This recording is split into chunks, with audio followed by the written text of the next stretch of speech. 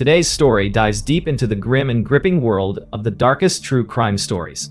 We'll take you through the unsettling saga of a notorious highway predator, a man whose chilling acts of horror came to light in a way that stunned the nation. And finally, we'll expose the terrifying secrets of a long-elusive monster who managed to evade capture for decades. But before we plunge into these eerie narratives, if you're a fan of the darkest true crime stories delivered in story format, then you've come to the right place because that's all we do. Please subscribe to our channel and turn on all notifications so you don't miss any of our weekly uploads. Okay, let's get into today's story. On the morning of January 15, 1974, the Otero family was living an ordinary life in their modest home on 805 East 7th Street in Wichita. The cold winter air pressed against their windows, but inside, the home was warm with the comfort of everyday routines. Joseph and Julie Otero, both in their 30s, were parents to 4 children. Joseph Jr., 15, and his younger siblings, Charlie, 11, and 2 girls, 9-year-old Danielle and 11-year-old Josie. It was an unremarkable Sunday, until the nightmare began.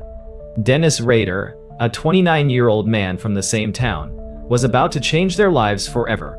No one knew it, but he had been watching them for days, studying their habits and waiting for the right moment to strike. Rader, a self-proclaimed hunter of people, entered the Otero home early in the morning, armed with a .22 caliber pistol. His face was concealed by a stocking mask, his movements calculated and cold. He'd come to do what he had done before and what he would do again, to kill. But on that day, his actions would leave a mark so deep, so haunting, that it would echo in the minds of Wichita's residents for decades. Rader tied up the entire family, beginning with Joseph and Julie. The Otero's 2 youngest children were then tied up, helpless and unaware of what was about to unfold. As the family lay bound in their own home, Rader methodically executed his twisted plan. The first to die was Joseph Sr., shot in the face at point-blank range. His wife, Julie, followed swiftly, shot in the same chilling manner. The children, terrified and confused, were left to wonder why their parents weren't moving. The brutal act had only just begun. Rader moved to the 2 oldest children, Joseph Jr. and Charlie, next. But he wasn't finished yet. He turned his attention back to the youngest children, including Danielle, who struggled to comprehend why they were being held captive. It wasn't enough for Rader to simply kill. No, this crime was about power, control, and more than anything else, it was about the thrill he derived from taking life. The Otero family's murder wasn't just a spur-of-the-moment act of violence. It was meticulously executed, a reflection of Rader's growing need to dominate. After killing Joseph and Julie, Rader took the time to bind the children in ways that allowed him to continue his gruesome work. He strangled them one by one with a string. The youngest children died quietly, but their deaths were no less horrific. It wasn't just murder, it was torture, a cruel game that Rader played with chilling indifference. When the job was done, Rader didn't rush away. He took a moment to survey his work. His victims' still bodies sprawled across the house. He knew he'd left a signature behind, the unmistakable way he had bound them, the methodical, cold precision with which he had executed his plan. In his mind, this wasn't just murder, it was art. And he wanted credit for it. That's why, shortly after the killings, he made sure to send a letter to the local news. It wasn't just a confession, it was an announcement, a claim of ownership over the act. It was a way of saying, I did this, and now, you will know my name. In the letter, Rader revealed himself as BTK, an acronym that stood for blind, torture, kill, a chilling, almost clinical way to describe the way he took his victims' lives. The letter was an essential part of Rader's psychological makeup. For him, it wasn't enough to kill. He needed to see the fear and shock in the eyes of his victims, and he needed the world to know about it. To him, the act of murder wasn't just an act of violence, it was a way of achieving ultimate power. And for years, he would get away with it, hiding in plain sight. The Otero family's murder marked the beginning of what would become a notorious killing spree that stretched over several decades. But on that cold January morning in 1974, the shock waves of his actions rippled through the community. Neighbors were terrified, and the police were left with a chilling mystery. A family had been killed in their home, and the killer had left no clear motive behind. The Oteros were ordinary people with no known enemies. There was no reason why anyone would want to harm them. It was the beginning of a hunt that would stretch on for years, with Rader slipping through the cracks, evading capture. As the investigation unfolded, the police were left scrambling for answers. They had no idea who the killer was or why he had chosen this particular family to murder. They combed through every lead, interviewed countless witnesses, but nothing came to light. Meanwhile, Rader watched from the shadows, continuing to feel the rush of satisfaction from his crime, all while keeping his identity concealed. He wasn't done yet. He wasn't done with the Oteros, and he wasn't done with Wichita. For Rader, the Otero murders were just the beginning of something far darker. The case would sit in the minds of law enforcement for years, but as time passed and more bodies fell, Rader's twisted obsession grew. He had found his place in the shadows, and he would stop at nothing to ensure that he stayed there. The world hadn't yet realized the depth of the monster that walked among them, and for a while, neither did the police. They had no idea that the man they were looking for was living just a few blocks away from the crime scene, hiding in plain sight.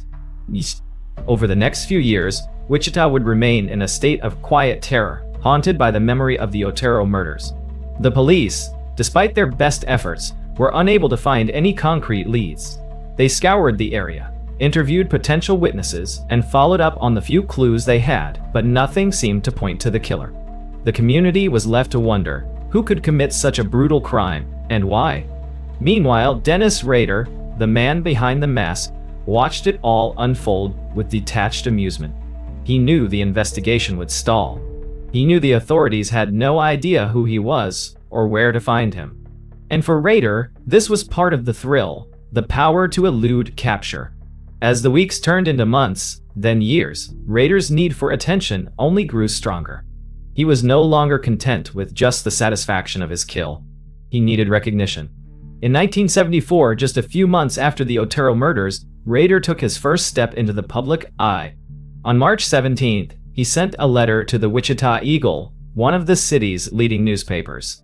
The letter was cryptic and chilling, detailing the murder of the Otero family in graphic detail, even describing how he had bound the victims. Rader signed it BTK, but he wasn't just claiming the killings. He was declaring his twisted persona to the world. The letter was filled with cryptic language and references to how much he enjoyed the act of killing, the pain and fear of his victims, giving him a sense of control and satisfaction. But the most disturbing part of the letter was Rader's tone. It was almost casual, as though he were recounting a mundane event rather than an act of unspeakable violence. Despite the shocking nature of the letter, the police were still at a loss. They had no physical evidence, no clear idea of who the killer was, and no idea why he had chosen the Oteros. They had a few theories, but no suspects. As time wore on, the case began to grow cold, and the fear that had gripped the city began to fade, at least on the surface. But for Rader, it wasn't over. Not by a long shot. Over the next several years, Rader would taunt the police and the public with more letters. These were more detailed, more disturbing, and increasingly obsessive. He continued to sign them BTK, and they were often filled with graphic descriptions of his fantasies and desires.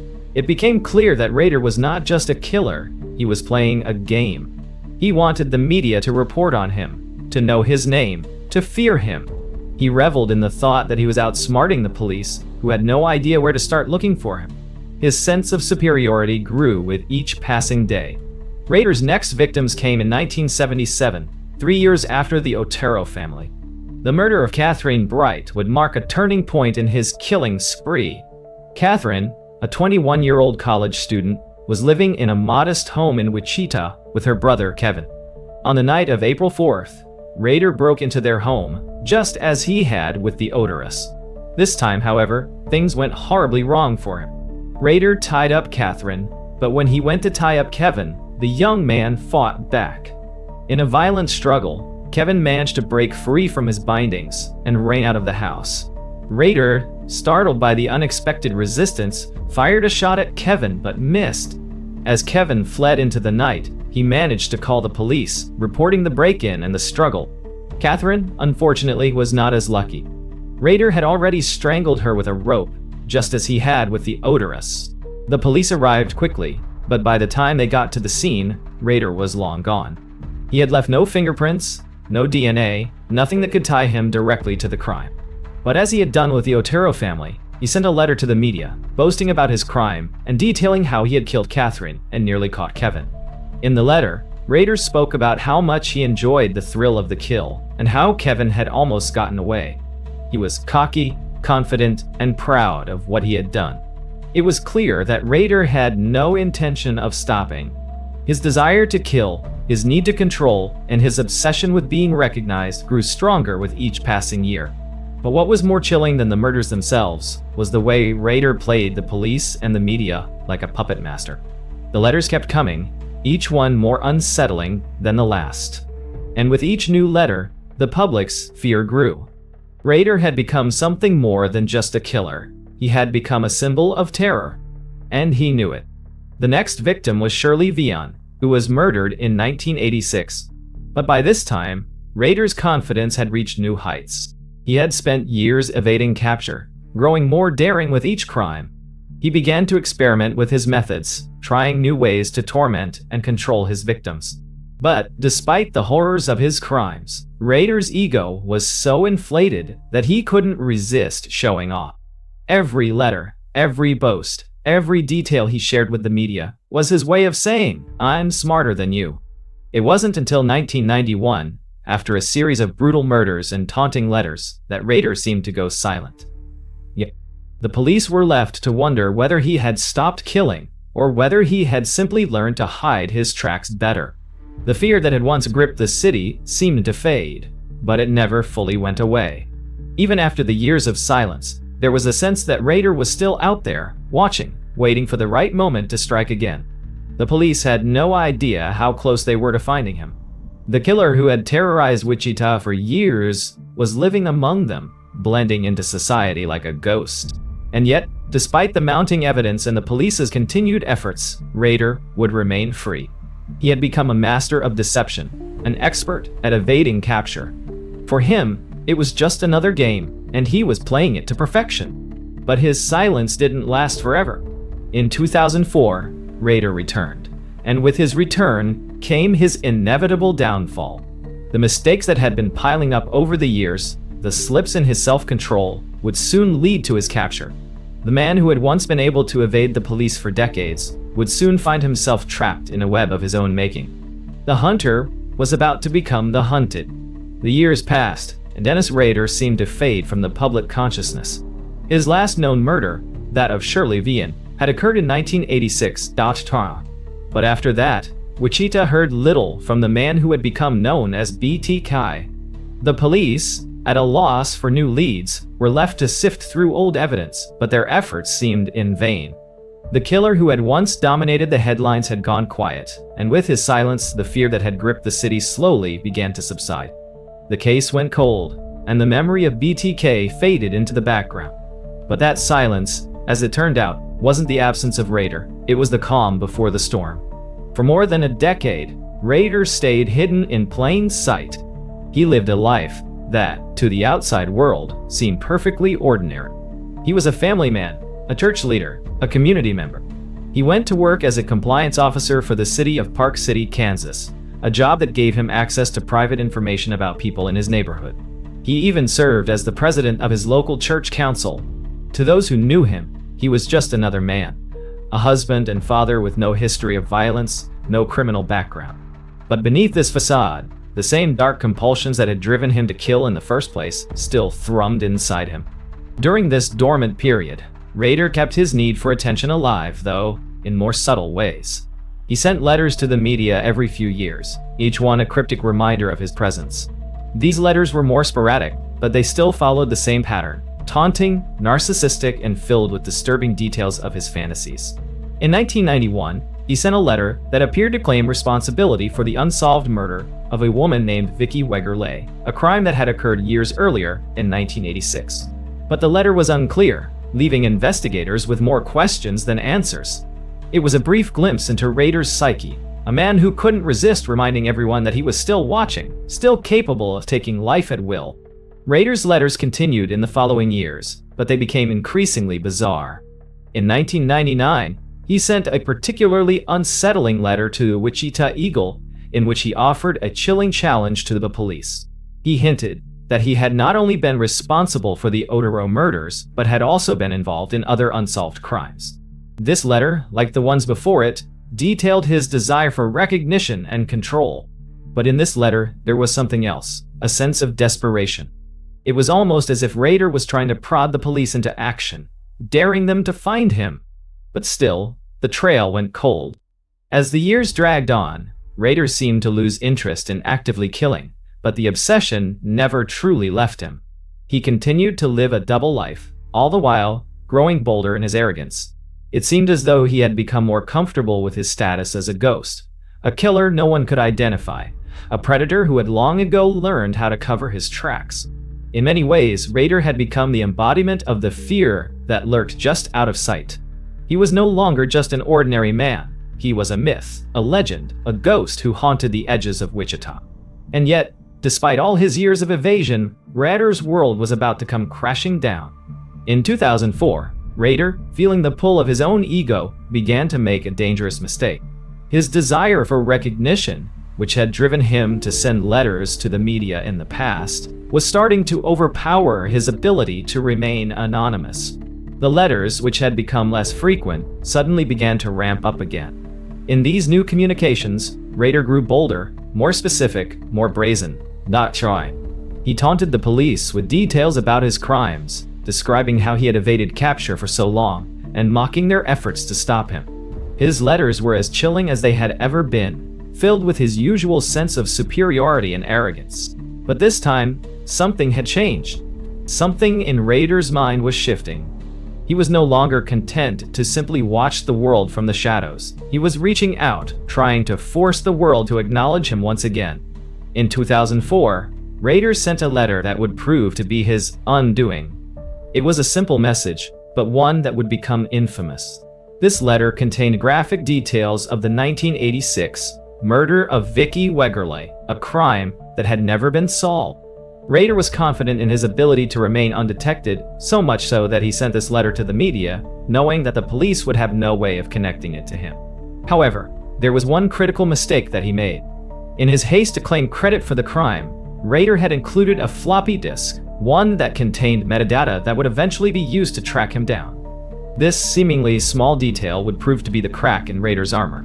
The disk was soon traced back to him, and what followed was a chain of events that would ultimately lead to his capture. But even as the authorities began to close in on him, Rader seemed oblivious to the impending danger. For years, he had managed to outsmart the police, but now his hubris was about to catch up with him. It was as though he had grown so confident in his ability to remain hidden that he no longer saw the danger of making a mistake. The investigation into Rader's identity, intensified after the letter, was analyzed. The authorities found evidence that pointed to a man named Dennis Rader, a local compliance officer living in Park City, Kansas, just outside of Wichita. Rader had become so comfortable in his ability to hide in plain sight that he never once suspected that he might be caught. As the pieces of the puzzle fell into place, the police began to close in on him, unaware of just how close they were to capturing one of the most notorious serial killers in American history. Rader's fate was sealed when investigators finally confronted him. It wasn't a dramatic capture, no chase through the streets, no heroic standoff. Instead, it was a calm, almost eerie moment. On February 25, 2005, Dennis Rader was arrested at his home. The man who had once been the most elusive and dangerous serial killer in America was finally in custody. As police handcuffed him and led him out of his home, Rader remained eerily composed, as if he had already known this day would come. The world would finally learn the true identity of BTK, and the terror he had caused for over 3 decades would come to an end. Dennis Rader sat silently in the interrogation room, the harsh fluorescent lights above casting an almost surreal glow over him. He had been arrested, but he showed no signs of panic, no outward fear. In fact, he seemed almost at peace, as though the long years of evading capture had been leading to this moment, a moment he had expected. The police, however, were anything but calm. The weight of the case, the sheer magnitude of the crimes Rader had committed over 3 decades, hung heavy in the room. There was no turning back now. They had him, and there was no way out for the man who had once been able to slip through their fingers with terrifying ease. Rader's calmness was chilling, a reflection of the deep, calculating mind that had driven him to murder. As he sat there, his face impassive, the detectives tried to engage him, to get him to confess, to admit to the horrors that had terrorized Wichita for so long. At first, he didn't say much. There was no dramatic confession, no outburst of guilt. Instead, Rader responded to questions with the cool detachment of someone who had carefully prepared for this moment. It was as though he was in control, as though the years of playing this game of cat and mouse had been a series of moves leading him to this inevitable point. As the interview progressed, the detectives attempted to break through his calm exterior. They laid out the evidence they had gathered. The letters, the details of his crimes, the metadata from the floppy disk that had led them directly to him. They told him they knew everything about the Otero family, the Brights, Shirley VM, and Vicky Wegerle. They knew how he had toyed with the media, how he had reveled in the fear he created. Still, Rader remained quiet, almost bored, as though he were listening to a lecture about someone else's life. Then the detectives made their move. They gave him an ultimatum. "We know who you are, Dennis. It's time to tell us the truth. It's time to admit it." And just like that, Rader's facade cracked. There was no dramatic confession, no outpouring of regret, only the cold, methodical recounting of his twisted history. He started with the Oteros, the first family he had murdered, and as he spoke, it became clear that he wasn't just confessing to the killings. He was explaining them, justifying them, as though it were a logical progression, a necessary part of who he was. For Rader, this wasn't about guilt or shame. It was about power, about asserting control over his victims and even over the detectives in the room. His tone was almost clinical, as if he were reading from a script. Throughout the confession, Rader displayed no emotion. There was no regret for the lives he had taken, no sorrow for the families he had destroyed. Instead, there was a sense of self-satisfaction, a belief that he was superior, that he had played the game perfectly. He had taunted the police for years, evaded capture, and now, in this moment of truth, he seemed to relish the fact that he was finally being recognized for his actions. It was as though the confession itself was just another part of his twisted game, a final move to ensure that his name would be etched into the history of the crimes he had committed. The detectives pressed him for more details, and Rader willingly provided them. He described the meticulous planning of each murder, the satisfaction he felt as he watched his victims' lives slip away. He even described the items he had kept as trophies, things like photographs, items from the crime scenes, small mementos that he had kept hidden for years. These were reminders of his power, his dominance over the lives of others. Each item was a way for him to relive his victories, to remind himself of the fear and chaos he had caused. But what was perhaps most chilling about the confession was how Rader spoke about the murders in the same breath as his work, his family life, and his church duties. He spoke about his job as a compliance officer, his role in the church, as though all of these things were equally important to him. It was a perfect double life, one where Rader could function as a seemingly upstanding member of society, while secretly harboring the darkness within. He wasn't just a killer, he was a predator hiding behind a mask of normalcy. Despite his years of evasion, Rader's ability to compartmentalize his two worlds, his life as a family man, and his life as BTK, had allowed him to continue his killing spree for so long. He had blended into society so seamlessly that no one suspected him. His ability to keep up this facade was a testament to his manipulation, his ability to control how others saw him and how he saw himself. But now, in the sterile interrogation room, he couldn't hide from the truth. His game had ended, and there was no escaping the consequences of his actions. The confession was a turning point, not just for Rader but for the city of Wichita. It was a moment of reckoning, a moment when the true scale of the terror he had inflicted over 3 decades came into focus. As the details of his crimes were laid bare, the public was forced to confront the monstrous reality of the man who had lived among them for so long. The chilling truth was that Rader had been hiding in plain sight, blending in with his neighbors, his colleagues, his family. For years, he had been playing a game that no one knew they were a part of. And now, it was over. But as Rader's confession unfolded, the question on everyone's mind was, why had he stopped? Why had he gone silent for so many years, only to resurface in 2004? The answer, it seemed, was as simple as it was unsettling. Rader had grown bored. His need for attention, for recognition, had finally overtaken his desire to kill. He wanted to be known, to be feared, and when he felt that the world had forgotten him, he reached out once again. But the moment he did, he made the fatal mistake that would lead to his capture. The floppy disk. Rader had been careful, methodical, and calculated for years, but in his desperate need for acknowledgement, he had slipped. The small mistake that ultimately led to his downfall was a reflection of the arrogance that had grown within him over the years. He believed that he was untouchable, that he could control the narrative of his crimes from the shadows forever. But the moment he sent that disc, he had underestimated the technology, the very thing that would expose him and end his reign of terror. As Rader was led out of the interrogation room, the police were left with one final question. How had this seemingly ordinary man become one of the most notorious serial killers in American history? The answer was both terrifying and heartbreaking, because Rader had never been truly ordinary. He had simply been hiding in plain sight. Dennis Rader's arrest in 25 was just the beginning of a new chapter, one that would see the chilling unraveling of his dark double life.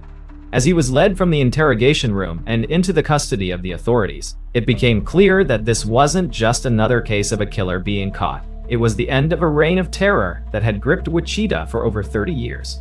And as the investigation continued, the public would come to realize that the man who had terrorized their city for so long was not the monster they had imagined, but someone much closer to them. The following weeks were filled with media frenzy and speculation.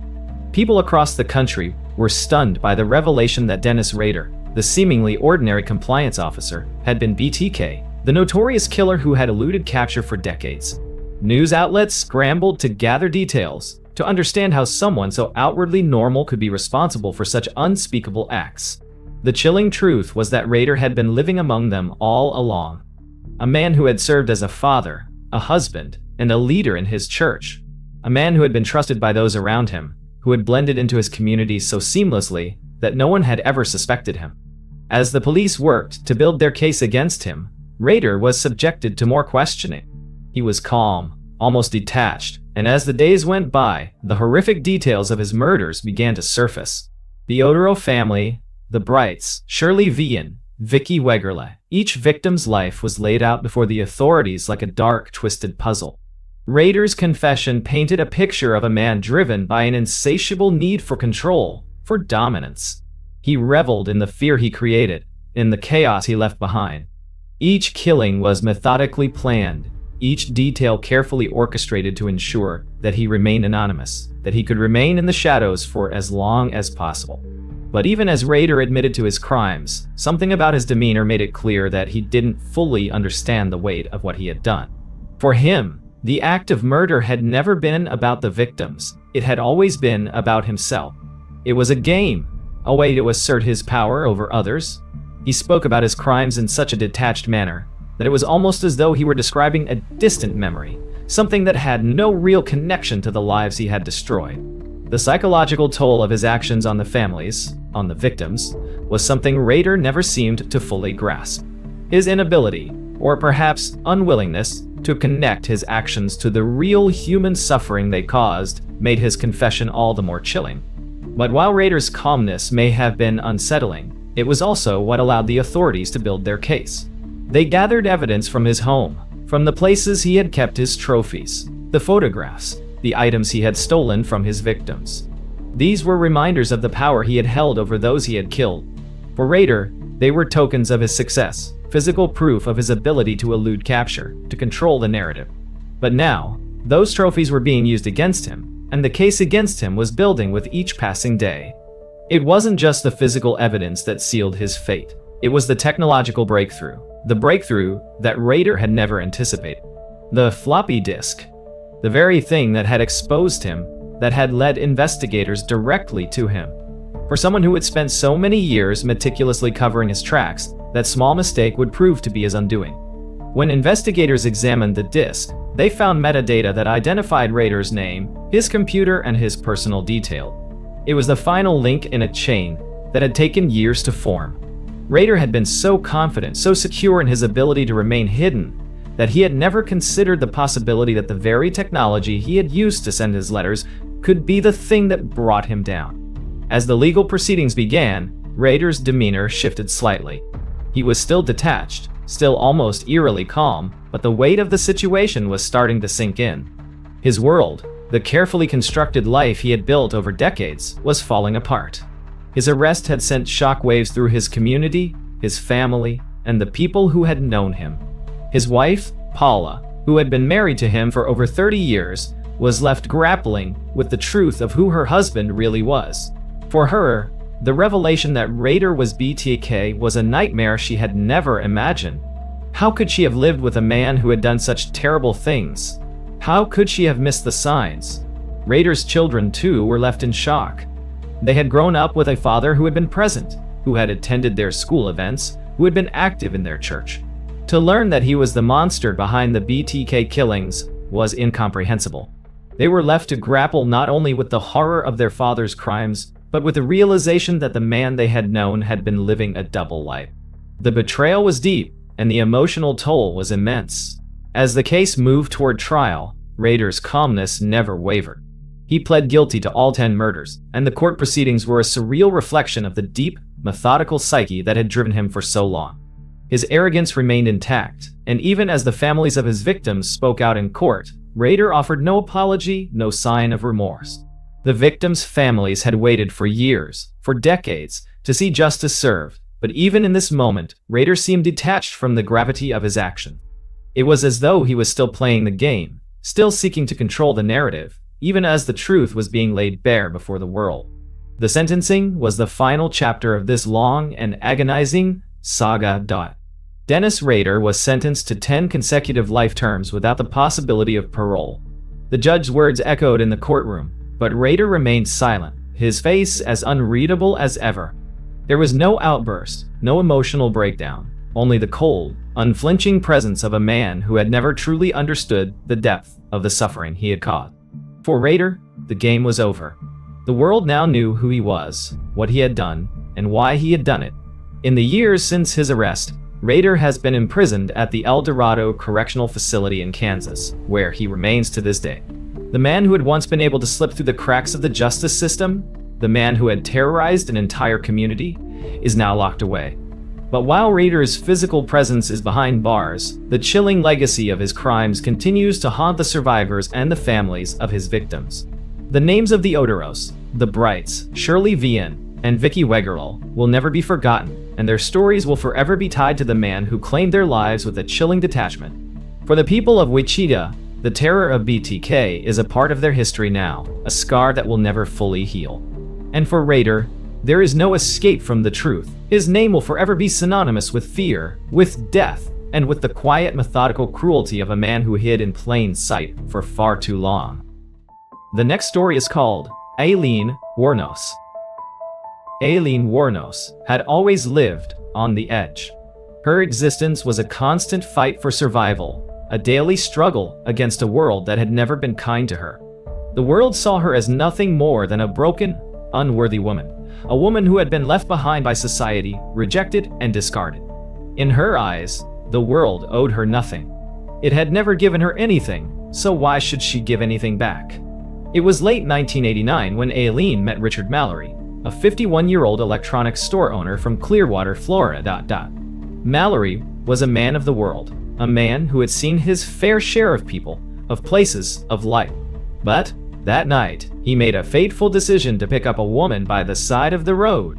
He had no idea, as he drove through the dim-lit streets, that he was about to meet his end.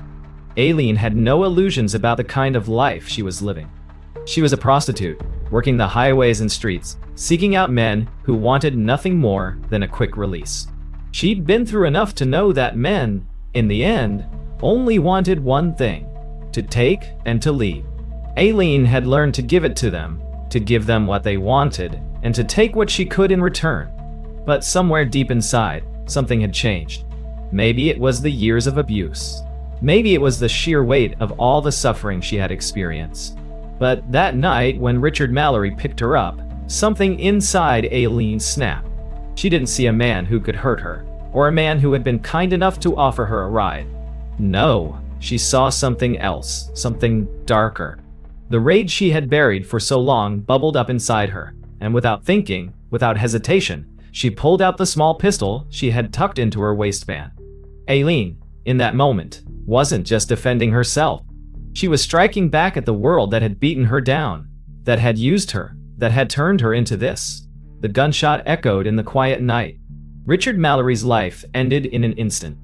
In that split second, he went from a man with a future to a lifeless body sprawled across the passenger seat of his car. Aileen didn't think twice. She was already scrambling to figure out how to dispose of the body, how to hide the evidence, how to disappear. The rush of adrenaline was the only thing she felt. The only thing that kept her from falling apart was the knowledge that she had control, for once. She had the power. Aileen drove Mallory's car to a remote area, trying to calm herself as she watched the headlights fade into the distance. She dragged his body out of the vehicle, throwing it into the woods like it was nothing more than trash. There would be no trace of him, no one would come looking. She knew the world would forget him just as quickly as it had forgotten her. Afterward, Aileen cleaned up, her mind already moving on to the next step. There was no turning back now. She wasn't just a prostitute anymore. She was a killer. As the days passed, the police had no leads. No one had seen anything suspicious, and no one had reported Mallory missing.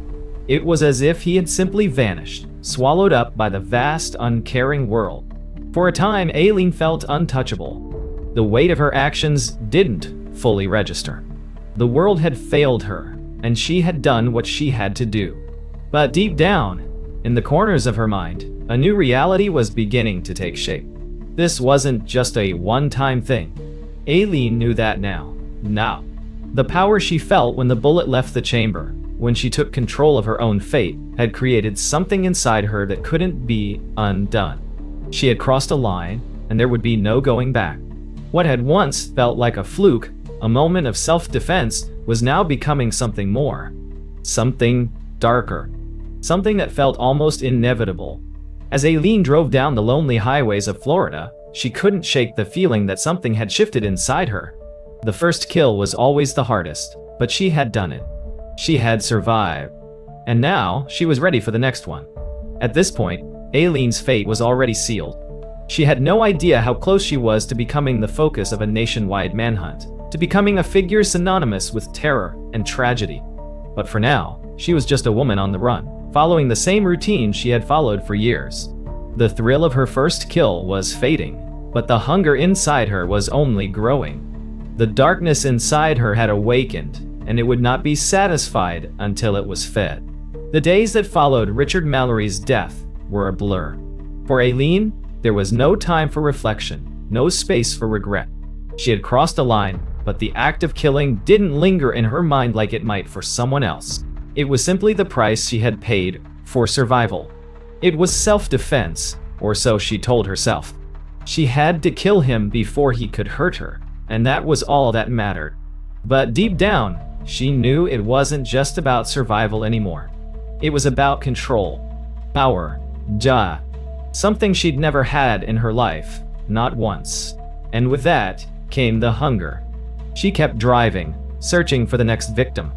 The rush from her first kill had left her ravenous, like a wildfire that couldn't be tamed. She needed more. The next man she would choose, whoever he was, would serve the same purpose. He would be her prey, just as Mallory had been. Aileen didn't care anymore about the morality or the consequences. She was too far gone. The world had offered her nothing but pain, and now it was her turn to take what she wanted. The second victim came quickly. Aileen didn't have to wait long before she found another man willing to pick her up. His name was David Spears, a 43-year-old salesman from Florida. He was looking for sex, and she was ready to deliver. There was no hesitation, no second thoughts, no moment of doubt. Aileen didn't just get into the car with David Spears. She already knew how it would end. She knew how to play the game. She knew how to manipulate and control the situation. They drove for a while, the silence thick between them. Aileen had learned by now how to read the men she encountered, how to gauge them by their body language, the look in their eyes. She could tell if they were the type who would try to hurt her, and if they were, she knew she'd have to strike first. David Spears, she sensed, was not one of those men. He was just another mark, just another person to be used and discarded. But in the back of her mind, Aileen wasn't thinking about him. She wasn't thinking about anything except the adrenaline that was already starting to course through her veins. The power. The control. You. She had tasted it once, and now she couldn't stop. It wasn't just about surviving anymore. She was becoming something else. Something darker. What? Somewhere along the quiet highway, Aileen made her move. She pulled the same gun she had used on Mallory from under her jacket and pointed it at David Spears. The gunshot shattered the calm night air. Spears slumped forward, dead before he even had time to react. She dragged his body from the car, just as she had done with Mallory, and left him in the woods to rot. There was no hesitation, no remorse. Just a job to be done, and then on to the next one. Aileen knew how to hide a body, how to make sure there were no traces left behind. She'd become an expert at it, each kill a methodical process, like a routine she could repeat over and over again. The thrill, however, was starting to wear off. It wasn't the same. She needed something more, something different. The second kill had been almost too easy, and she didn't want it to feel easy. She wanted to feel the intensity, the fear, the uncertainty. But no matter what she did, no matter how many men she killed, she couldn't shake the emptiness inside her. It was a hollow feeling, an aching void that only grew larger with every life she took. But she kept going. There was no turning back now. She couldn't stop herself. The killings didn't slow down. Over the next few months, Aileen continued her spree, her path marked by the bodies of men who had picked her up in search of a moment's pleasure. She killed with cold efficiency, moving from victim to victim, leaving no trace of herself behind. She was careful, meticulous, almost too careful. But the more she killed, the less it seemed to matter. Each time, the hunger was harder to satisfy. By the time Aileen had killed her fifth victim, the media was beginning to pick up on the string of disappearances. The police were starting to connect the dots. Something had happened, something unexplainable, something that couldn't be ignored. The bodies of these men, lonely men with lives of their own, had been discarded like refuse in the woods, left to decompose in the hot Florida sun. Aileen, for the first time, started to feel the heat closing in around her. She wasn't scared, not exactly. She had become too numb for fear to reach her anymore. But something inside her knew that this wasn't going to last forever. She wasn't invincible. Someone was going to catch on eventually. And when they did, it would be too late. She would be too far gone to stop, too deep into the darkness to find her way back. But for now, she still had the power. She still had control. And the hunger was still there. The walls were starting to close in on Aileen. At first, she had been too careless to notice the signs. The bodies she left behind, each one vanishing into the night, seemed to disappear into the chaos of her life. But things were changing. Little by little, the pieces were starting to fit together, even if no one could yet see the full picture. She felt the tension build. She knew the police were getting closer, even if they didn't have her name, even if they didn't have solid evidence. It was only a matter of time. The string of disappearances had not gone unnoticed. The men she had killed, the lonely souls who had picked her up on the side of the road, they all had families, friends, people who would eventually ask questions. Detectives had started to notice the pattern, a pattern that led them to Aileen Wuornos, a prostitute who had been arrested before, but had always slipped through the cracks. This time, however, things were different. They were getting closer, bit by bit, even if she wasn't yet aware of just how much heat was on her. The authorities weren't the only ones starting to feel the pressure. Aileen herself could sense the shift. The nights grew colder, the days more tense. It wasn't just the police she had to worry about. Tyria Moore, the woman who had been with her through it all, was starting to show signs of cracking. Tyria had been the one person Aileen could rely on, the one person who had stuck by her through the chaos of her life, but even Tyria had begun to ask questions. She could see the toll the murders were taking on Aileen, how they were chipping away at whatever was left of her humanity. Tyria didn't want to get caught up in this. She didn't want to be dragged down by Aileen's madness. But Aileen couldn't see it. She couldn't see anything except the destruction she was leaving behind. One night, as Aileen and Tyria drove down another stretch of highway, Aileen could feel her grip on reality slipping further. She hadn't slept in days, and her mind was fraying at the edges. Her hands trembled on the wheel, the gun tucked beside her on the passenger seat like a shadow, always there, always ready. She could hear the sirens in the distance, even if they weren't actually close, and she couldn't shake the feeling that someone was going to come for her. The fear gnawed at her, but it wasn't fear of being caught. It was the fear of being exposed, of someone seeing what she had become. That night, Aileen killed again. It wasn't just the power she sought anymore. It wasn't the control. The need to kill had become something else entirely, a compulsion, a hunger that she couldn't quiet, no matter how much blood she spilled. This time, her victim was 40-year-old Peter Sims, a traveling salesman from Florida who had stopped to pick up Aileen, just as so many others had. She hadn't even hesitated. The routine was automatic now, each movement second nature. She didn't think. She didn't stop. She just pulled the trigger, and that was it. Another man dead, another body left in the woods. She didn't care about them, about their families, or the lives they had led. They were just obstacles to her own survival, to her own twisted version of freedom. But as Aileen discarded Siem's body, something inside her shifted. The thrill was gone. The exhilaration, the rush, it had all drained out of her. The bodies, the blood, they had become routine. It no longer felt like survival. It no longer felt like anything. Aileen's paranoia was starting to reach a breaking point. She had killed before, but this time felt different. There was something more desperate about it, something darker. The longer she ran, the more she realized she couldn't outrun the consequences of what she had done. Every time she saw a police car, every time a siren wailed in the distance, her pulse would spike, her breath catching in her chest. She could feel their eyes on her, even when she wasn't being watched. She had become a ghost, an invisible killer in the shadows, and yet it felt like the world was closing in around her. It wasn't just the police she had to worry about now. Tyria was beginning to pull away, distancing herself, unwilling to be dragged down into Aileen's chaos. Aileen knew she was losing her, but she couldn't stop herself from spiraling further into madness. It was too late for redemption. She had crossed that line long ago. It was only a matter of time before the truth came crashing down. And when it did, there would be no place to hide. And still, Aileen couldn't stop. The final unraveling was already set in motion. Aileen could feel it now. The walls were closing in. The police were no longer just searching for a missing man here and there. They were getting closer, and she knew it. The tension in the air was thick, suffocating, as if every step she took was being watched, every move calculated. The inevitable collapse was creeping in on her, and there was nothing she could do to stop it. Her world had been built on a foundation of violence, deception, and desperation. She had killed to survive, but now it felt like her own survival was no longer in her hands. The fear was constant, looming like a storm on the horizon, its dark clouds gathering closer by the day. Even Tyria, the one person who had stayed by her side, was pulling away.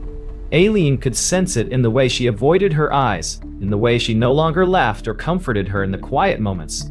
The emotional distance was growing. Tyria was starting to see what Aileen had become, and she was scared. But Aileen couldn't stop. She had crossed a point of no return. She had embraced the darkness, and it had become part of her, just as she had become part of it. What choice did she have now?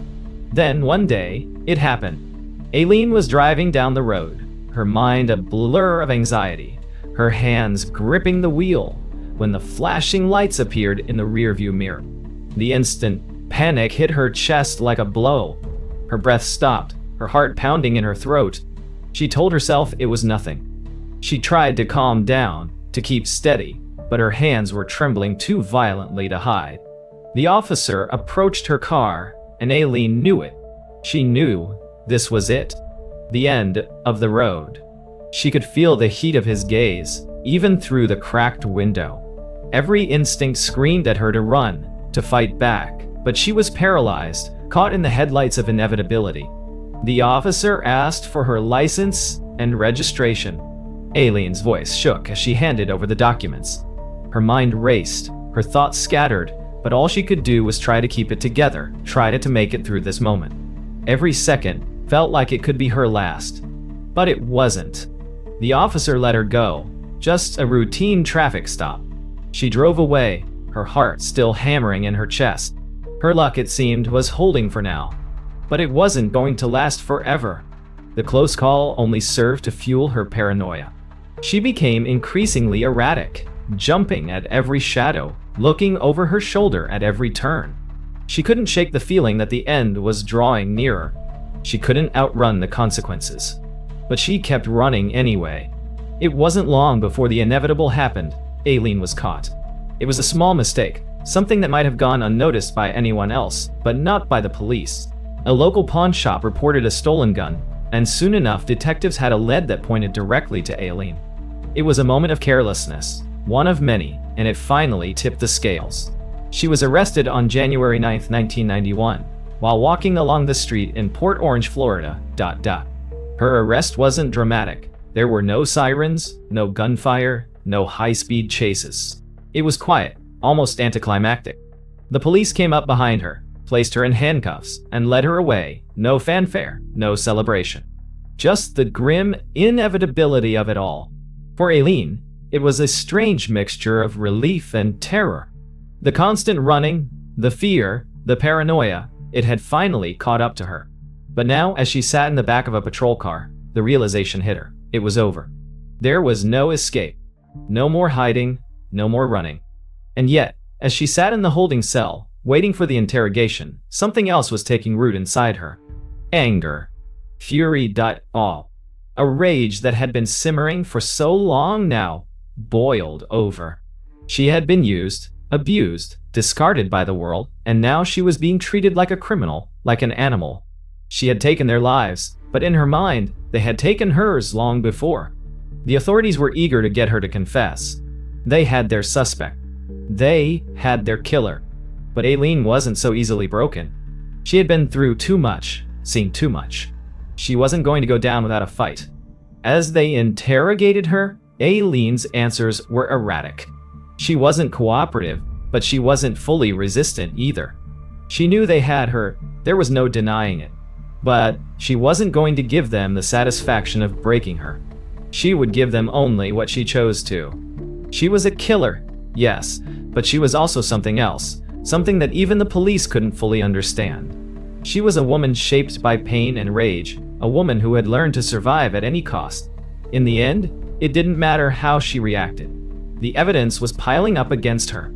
The police had found the connections, the patterns, the bodies. They had the proof they needed. It was only a matter of time before the charges would be brought. 5 counts of murder, 5 dead men who had been nothing but fleeting moments in her downward spiral. Aileen Wuornos' fate was sealed. And still, as she sat there, in the cold interrogation room, she couldn't shake the feeling that she had always been doomed to this end. The years of abuse, the violence, the trauma, it had all led here. But maybe, just maybe, this was the only way it could have ended. She had been broken for so long, and now, finally, someone else would pay for it. Her fate was no longer in her hands. And deep down, Aileen knew it. Aileen Wuornos sat in the dimly lit holding cell, her hands shackled to the metal bench.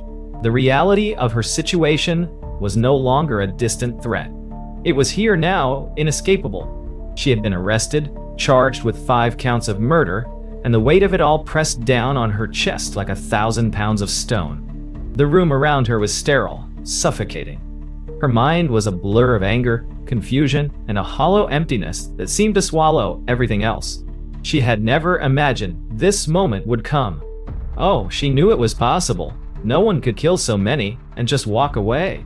But in the quiet, cold cell, with her world crumbling around her, Aileen found herself asking a question that had never truly bothered her before.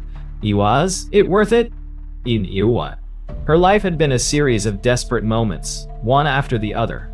Pain, trauma, violence. This was her reality, the only reality she had ever known.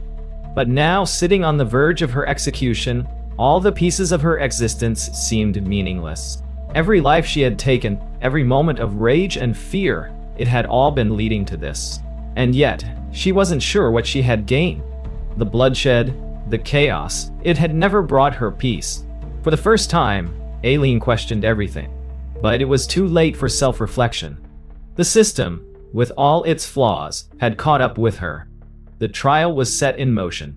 The legal machinery started to churn, and soon, the courtroom would be the stage for a spectacle that would capture the attention of the nation. When the trial began, Aileen was a different person from the woman who had first committed her crimes. Her face was gaunt, her eyes hollow, from nights spent awake, haunted by what she had done and what was to come. The media circus that followed her trial was overwhelming, and Aileen had become the embodiment of everything the public wanted to see in a killer. She was a monster, a tragic figure. But to Aileen, the spectacle was just that, a show. She had no more energy for the drama, for the endless spinning of narratives around her. She wasn't concerned with the verdict anymore. Deep down, Aileen had already made peace with what was coming.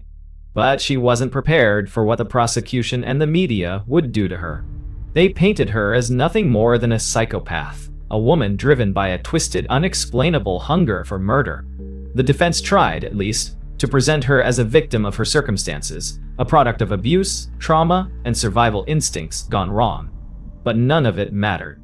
The courtroom turned into a stage, and Aileen was the unwilling star. Tyria Moore, the woman who had been with Aileen from the start, came to testify against her. Aileen had always known that Tyria would eventually turn on her. But that didn't make the betrayal sting any less. Tyria painted Aileen as a cold-blooded killer, as someone who had taken lives for no reason other than a deep, undeniable cruelty. Aileen's hands trembled as she listened to the words.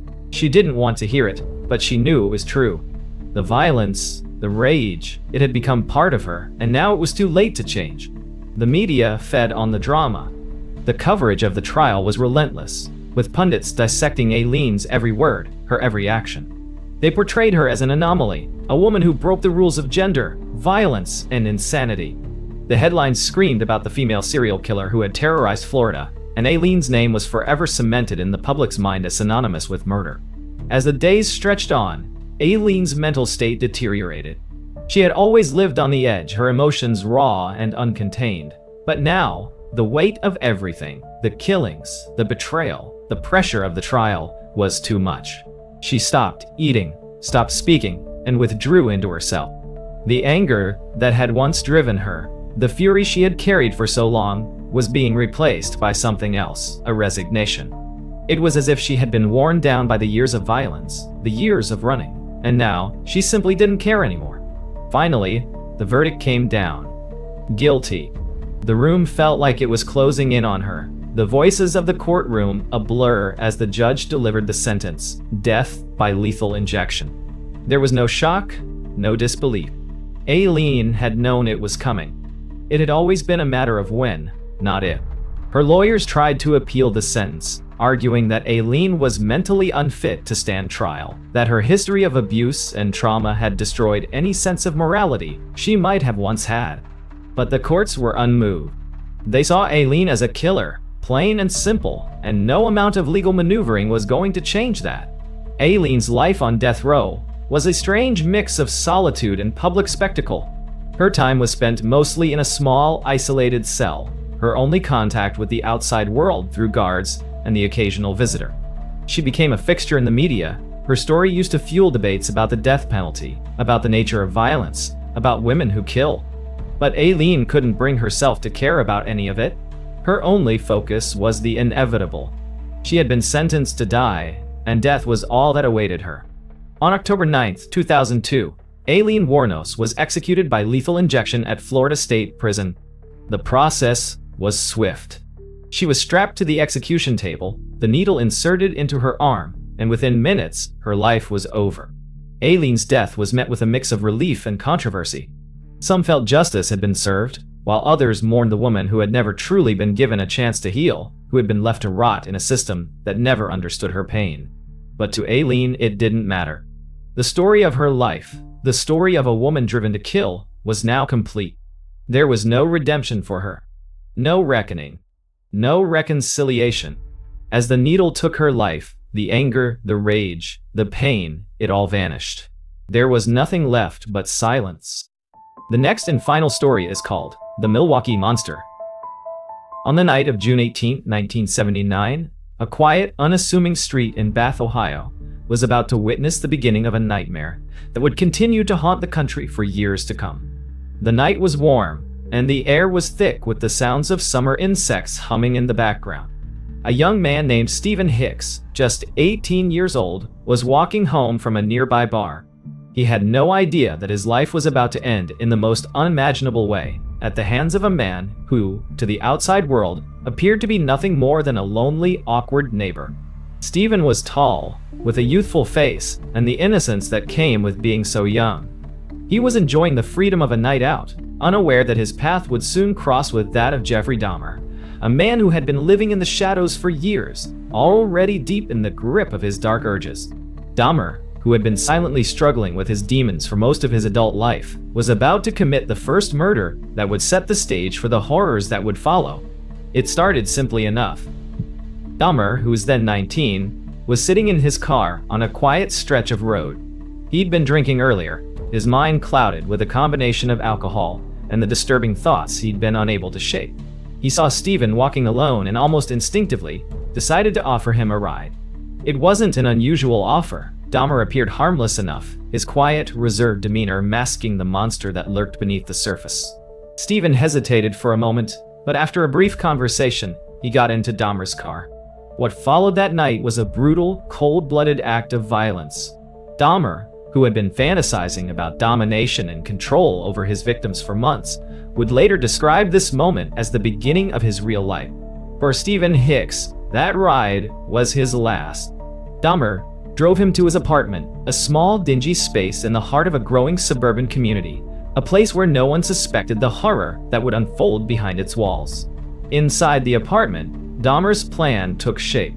He offered Stephen a drink, and as they sat and talked, Dahmer slowly drugged him. At some point, Stephen must have begun to feel drowsy. He started to lose control, his body giving in to the effects of the sedative. Dahmer's movements grew more deliberate. His victim, now in a stupor, was no match for his strength. Dahmer struck Stephen from behind, hitting him with a dumbbell, a weapon he kept close at hand in his apartment. The blow was fatal. With Stephen unconscious, Dahmer began to do the unthinkable. He had always struggled with a compulsion to control and possess, and this moment, this act of murder, gave him the sense of power and control he had been seeking. As he began to dismember Stephen's body, he felt a rush of exhilaration. The violence, the control, the power over life and death, it was intoxicating. Dahmer knew, at this moment, that he could never go back. His addiction to this act, to the thrill of taking someone's life, would continue to grow. But for all his satisfaction, Dahmer was also deeply conflicted. He later confessed that, even as he killed Stephen, he felt an overwhelming sense of shame. After all, Dahmer had never set out to be a monster. But his internal battle was futile, and he would soon embrace the horrific compulsion that was overtaking him. He stored Stephen's remains in his apartment, carefully dismembering the body and eventually dissolving the flesh in acid, a method he would repeat in the future with many of his victims. Though Stephen Hicks would never return home, his disappearance went largely unnoticed at first. Dahmer had taken extreme care to cover his tracks. The police, at the time, had no reason to suspect him. He had no prior criminal record, and he blended into the background of his suburban life. But Dahmer knew something that no one else did. He had tasted something dark, something that had set him on a path he could never escape from. This was the first step, a single, unremarkable evening that would slowly unravel into something far more sinister. Dahmer's thirst for control, his need to dominate, and his desire to keep his victims close would become a pattern, one that would lead him to a string of murders that spanned years. His apartment would become a grisly museum of death, each victim leaving a dark imprint on Dahmer's psyche. But no one knew any of this yet. No one knew the extent of the monster living among them. The whispers about him would come later, but for now, Dahmer was still just a quiet man, hiding in plain sight, waiting for his next victim. Stephen Hicks was the first, but not the last. In the months following Stephen Hicks' murder, Jeffrey Dahmer's life took a disturbing turn. What began as a fleeting dark impulse had now morphed into a horrific pattern. The cravings, the need for control, the desire to possess and dominate, each urge was growing stronger, and Dahmer was helpless to stop it. By 1990, he had become fully consumed by the horrors of his own making, and his apartment was transformed into a twisted place of ritual, a private hell where his darkest desires played out in terrifying detail. Dahmer's next victim would be 14-year-old James Doxtator, a teenage boy who had been drinking at a local party when he encountered Dahmer. Just like Stephen Hicks, James was vulnerable, drunk, disoriented, and on the fringe of society. Dahmer saw these boys as his prey, people he could lure in, control, and then destroy. It was a pattern that was beginning to take shape, though Dahmer likely hadn't even recognized it as such. For him, it was about the act, the thrill of the kill, and the need to maintain control. By this time, Dahmer had learned how to manipulate his victims more effectively. He knew how to draw them in, how to make them feel safe before the terror began. He lured James to his apartment with promises of money and companionship, much like he had with Stephen Hicks. Dahmer had no intention of fulfilling these promises. Once inside his home, he drugged James, and in a fit of rage and dark lust, he strangled him with a t-shirt. The ritual was growing more familiar. The body was disposed of in a similar way, dismembered, the flesh removed and the remains dissolved in acid. But Dahmer wasn't done. His need for complete dominance, his obsession with keeping parts of his victims, continued to deepen. This time, he kept James' skull. The killings were becoming less random and more calculated. Dahmer was no longer simply trying to feed his thirst for power and control. He was now conducting experiments in his own twisted, deranged way. He had begun to experiment with keeping parts of the bodies, attempting to create what he later described as zombies, living people he could control completely. His fantasies about creating obedient, docile beings, free from the constraints of society, began to take center stage in his sick imagination. Dahmer believed that by keeping his victims alive in some form, whether through unconsciousness or dismemberment, he could create a reality where they belonged to him entirely. His victims were not just bodies, they were objects to be manipulated, reshaped, and controlled. But Dahmer's pattern was beginning to spiral. His need for new victims was constant, an unrelenting force that he could no longer ignore. Over the next several months, he would claim more lives, each victim being more vulnerable than the last. His method of luring victims became more refined, his manipulation more subtle. He knew how to gain their trust, how to draw them in with promises of companionship or money, only to betray them with unimaginable violence. Dahmer wasn't just killing to satisfy a base urge anymore. He was constructing a new world, one in which he was the sole architect and the people around him were mere players in his macabre game. In 1991, Dahmer would kill again. But this time, his plan would backfire, and the nightmare he had been living would begin to unravel. His actions were growing bolder, and his need for more victims was becoming overwhelming. He was slipping, making mistakes he hadn't made before. His true nature, hidden for so long, was starting to surface in ways he couldn't control. It was only a matter of time before someone would notice, before one of his victims would escape, before Dahmer's carefully constructed life would come crashing down around him. But for now, as the bodies piled up, Dahmer remained focused on his sick goals. The world around him had no idea what was happening behind the walls of his apartment. He was still just another quiet neighbor, blending into the background of a suburban community, while inside, he was sinking deeper into his depravity. The thrill of the kill was no longer enough. He needed more. Dahmer was no longer simply taking lives. He was shaping them, reshaping them, and in the process, he was reshaping his own soul into something far darker than he ever could have imagined. It wasn't long before Jeffrey Dahmer's carefully constructed facade began to crumble.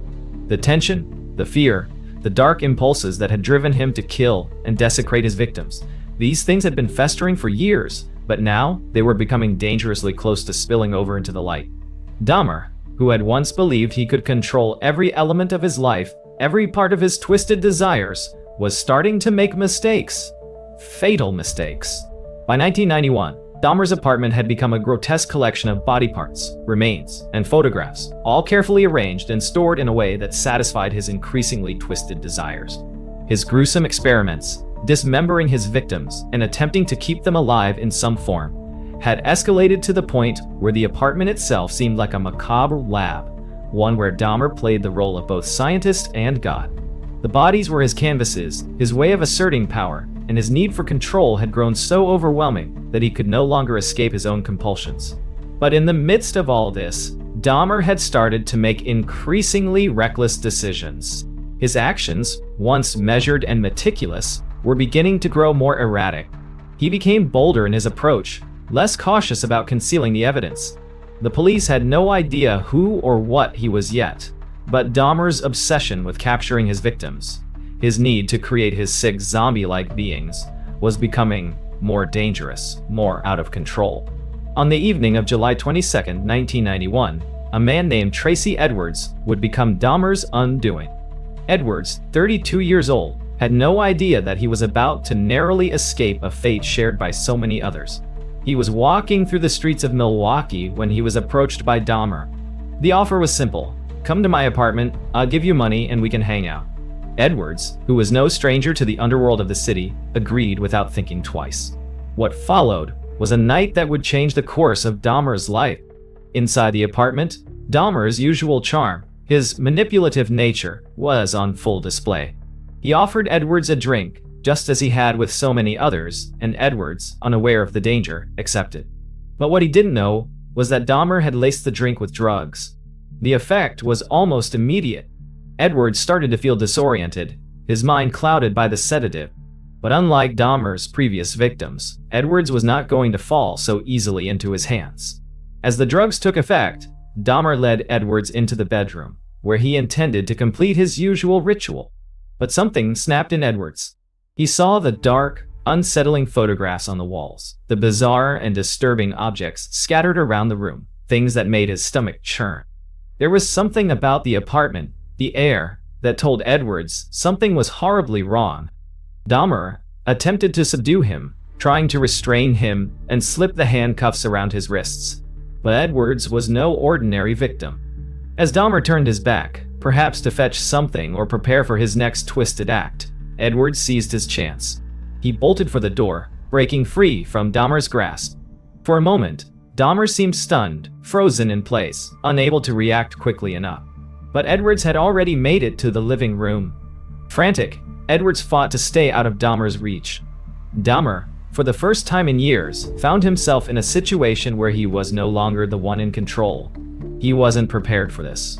His usual methods, luring, sedating, overpowering, had failed. Edwards, desperate for his life, seized the moment and made a dash for the door. But Dahmer wasn't giving up that easily. He had to regain control. Dahmer's obsession with his victims was so strong that he couldn't allow one to escape. But Edwards was lucky. He made it out. Edwards, heart racing, ran straight to a nearby police station, dragging Dahmer's handcuffs with him. His story sounded unbelievable, but the police were already on edge, aware of the dark rumors circulating around Dahmer's apartment. Edwards led them back to the apartment, where they were about to make the discovery that would change everything. As the officers entered Dahmer's apartment, they were immediately hit with an overwhelming sense of horror. The walls were covered with bizarre, disturbing images. The stench of decay hung in the air. And then, as they searched, they found the Polaroid photographs of Dahmer's previous victims in various stages of dismemberment. The officers at first couldn't believe what they were seeing. But as they moved deeper into the apartment, the gruesome truth became undeniable. In one of the rooms, they found the severed head of a young man, staring lifelessly at the wall. There was no mistaking it now. Dahmer was not just a killer. He was a monster. Dahmer was arrested on the spot, his attempts at maintaining his composure falling apart in the face of his capture. The horror of what was unfolding was so immense, so grotesque, that it felt like the world had been turned upside down. Dahmer was led away in handcuffs, his face expressionless as the reality of what had just been exposed started to sink in. For the police, for the world, the story of Jeffrey Dahmer was just beginning. But for Dahmer, this was the moment he had been running from for so long. The truth was out. His secrets were no longer his own. What he had tried so desperately to keep hidden, the depths of his depravity, were now being laid bare for the world to see.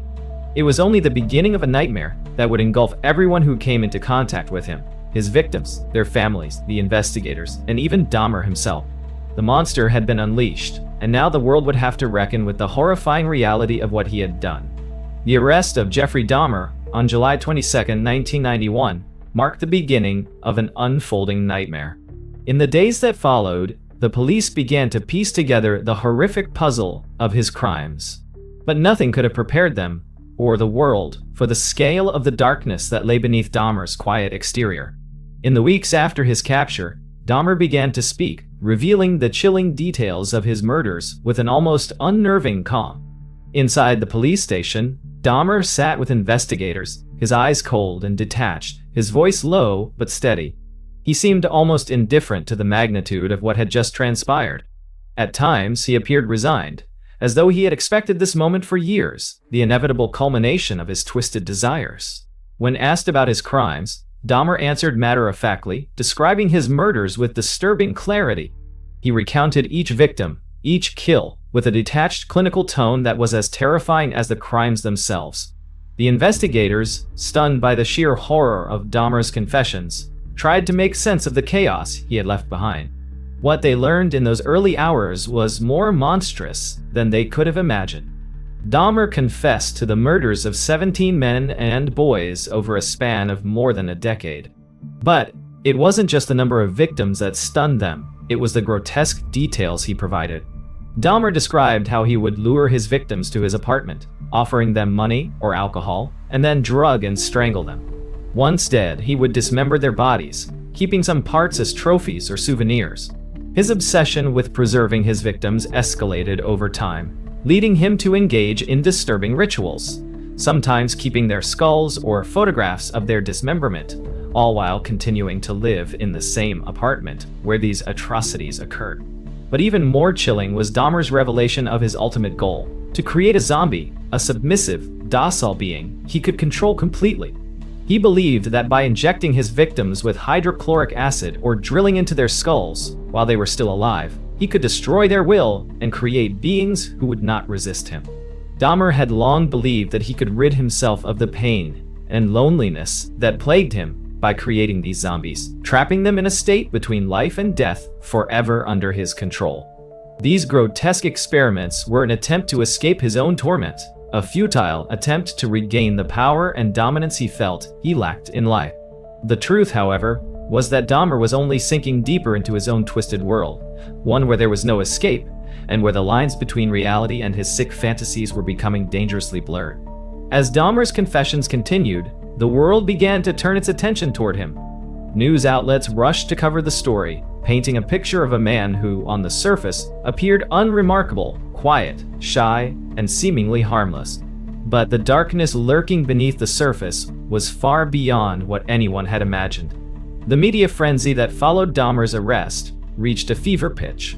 Reporters descended on Milwaukee, hungry for details, while the families of the victims were left to process the horror of what had happened to their loved ones.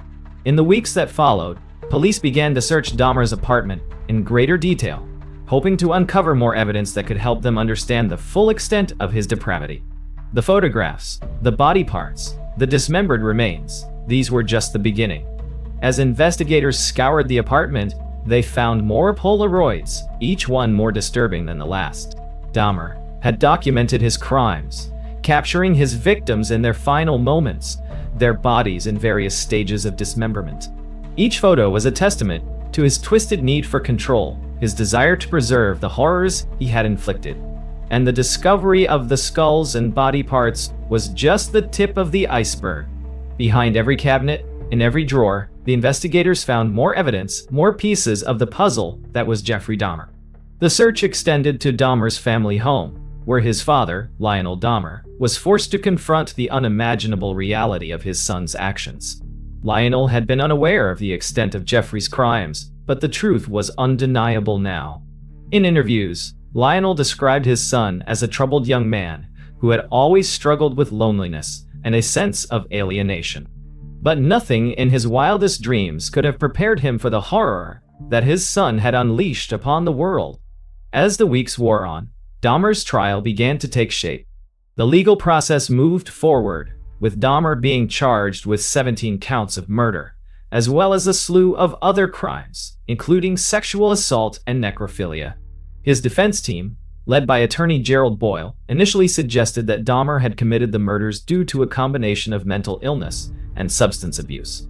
attempting to avoid the death penalty by claiming that Dahmer was not fully responsible for his action. But the evidence was overwhelming.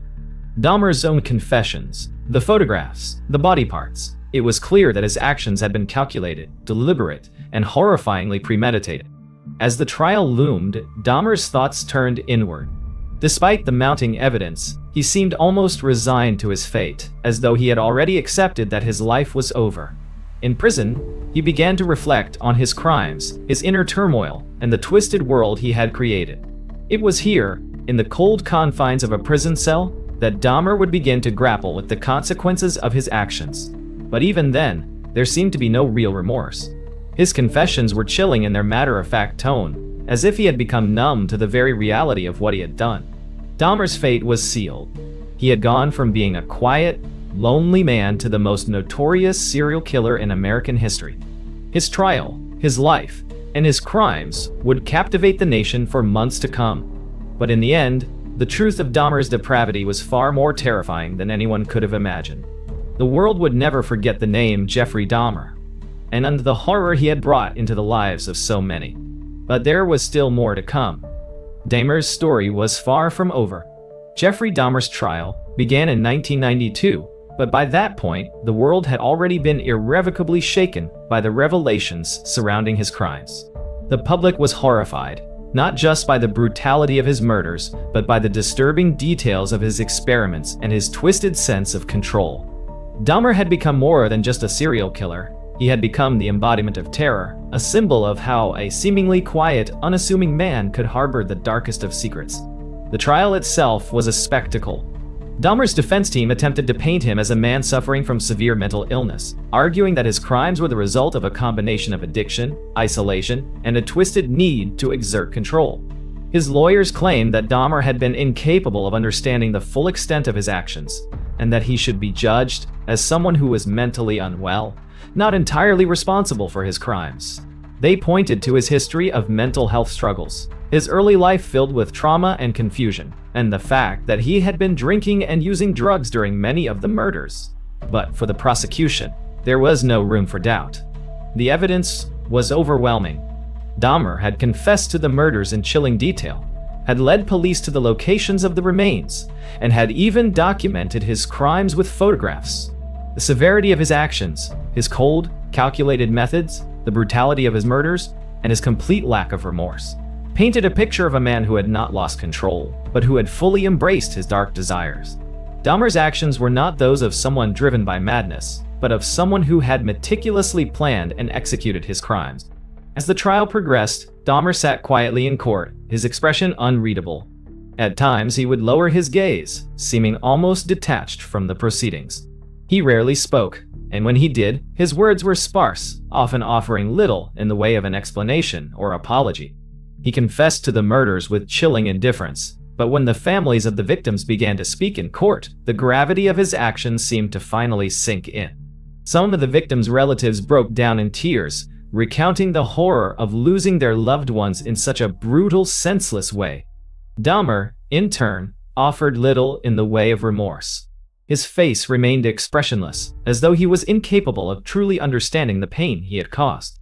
It became clear that Dahmer was not just a man who had committed horrific acts. He was a man who had lost the ability to empathize with others entirely.